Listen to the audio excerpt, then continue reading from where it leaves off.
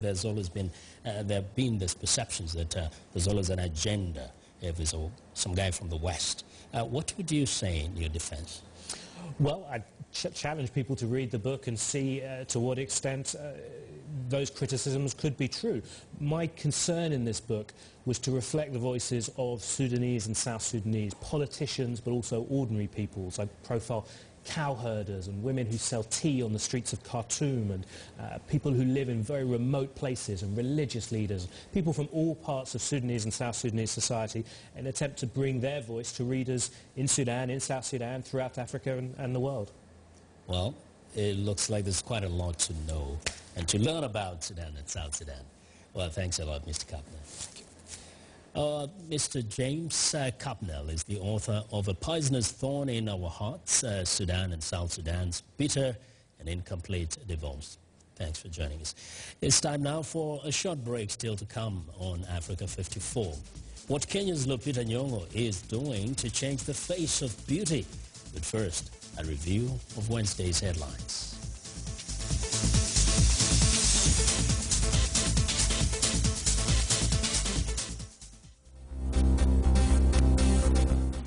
If you've just joined us, I'm Mariama Diallo, and here is a quick recap of today's headlines. In Nigeria, bodies of 118 people have been recovered from the scene of a twin bombing in the central city of Jos.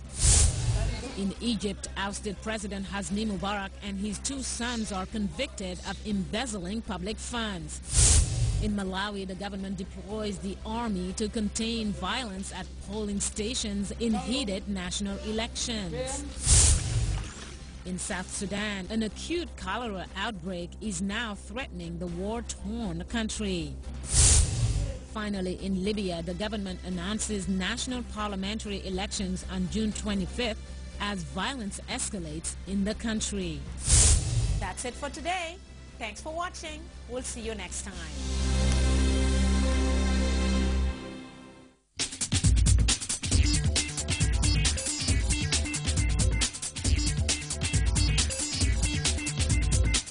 Welcome back to Africa 54.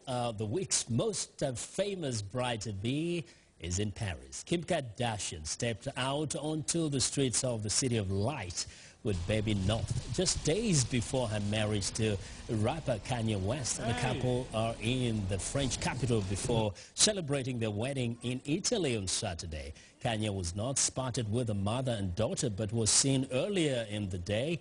The couple will travel to Florence for their marriage, where they have paid over $400,000 to rent the 16th century Belvedere Fort. Well, next, is this Prince Charming too good to be true?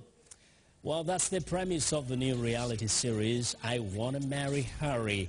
On the show, 12 American girls have flown to the English countryside to stay in a beautiful estate to meet a handsome man who resembles a certain red-headed royal.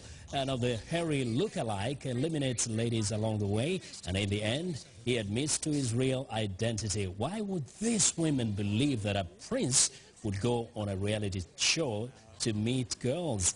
You'll have to watch to find out. And finally, he's been called a hero and a traitor.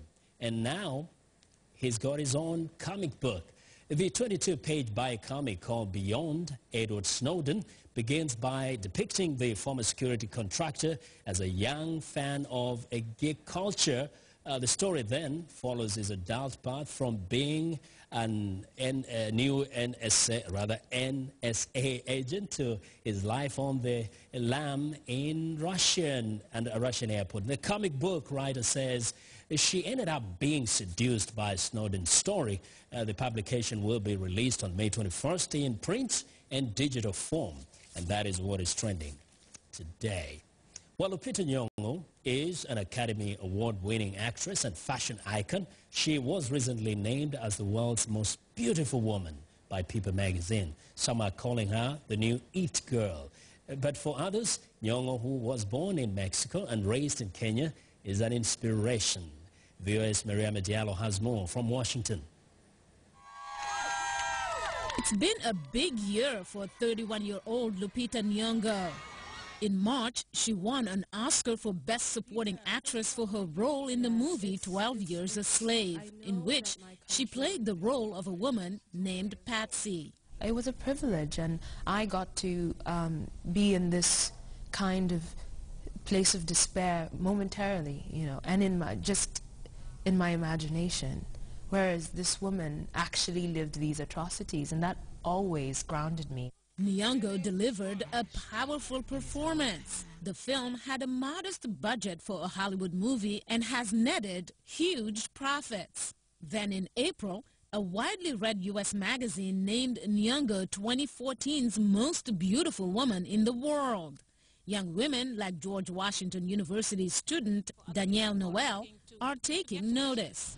Well, first of all, I think she's a great representation of black beauty. She's also an important figure as a woman. I think that in terms of reaching for the stars, quote unquote, and, putting your utmost effort and knowing that at the end of that you can reap great benefits, I think that she's a great example of that. Soon-to-be graduate Ronella Rosenberg is encouraged by how much Nyong'o has already accomplished. She seems like she's a really good role model. Like, she's someone young, so more relatable, like for someone my age, college age. Nyong'o was born in Mexico, but her family moved back to Kenya when she turned 1.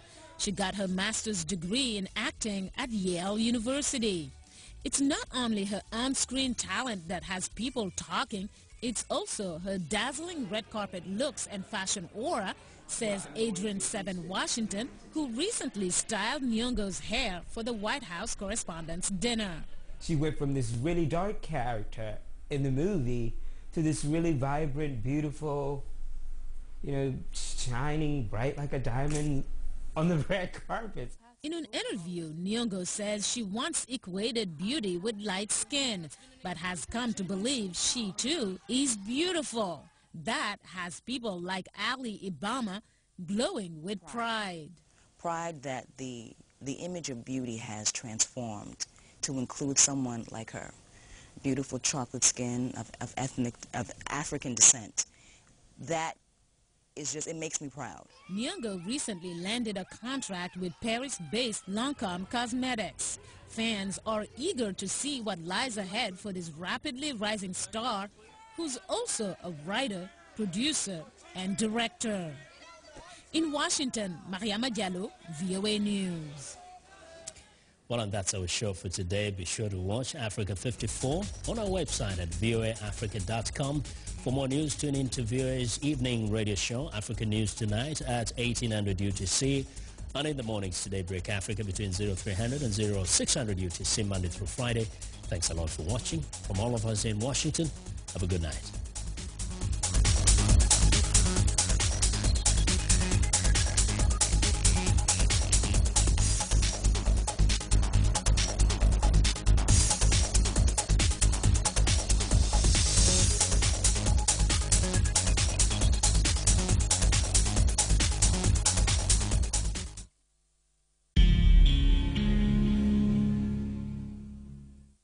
Wherever you are, voice.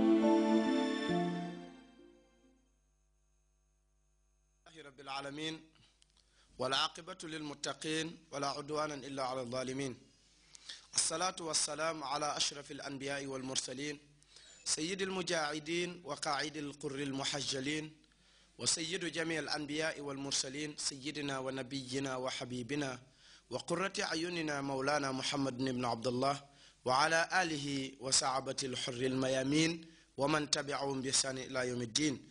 mbokk jullit yi ñu ngi dellu amaat mbégte dellu siwaat ak yéen ci seen buntu programme xam-xamle ni ñu leen ko diggee woon rek ci àllarba bi passé ñu diggoon leen ne àllarba bii di ñëw incha allah ci waxtu wi dinañu dellu siwaat ak yéen ñu sant yàlla mi nga xam ne nag moo ñu may tal ak fekkee ba ñu ñëwaat dellu si jàkkaarloo ak yéen mbokki jullit yi ñu ñaan ngeen dégloo ñu xel te bañ ñoo dégloo xol di ñaanit